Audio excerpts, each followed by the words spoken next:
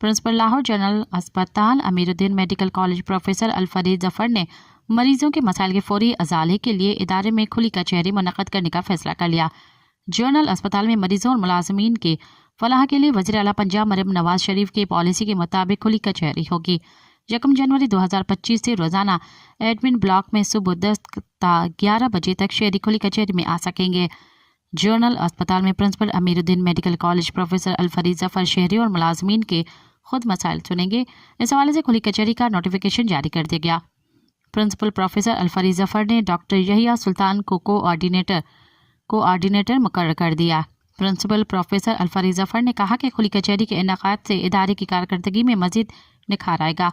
खुली कचहरी के औकात में अस्पताल में मामूल की सरगर्मियाँ और काम जारी रहेगा।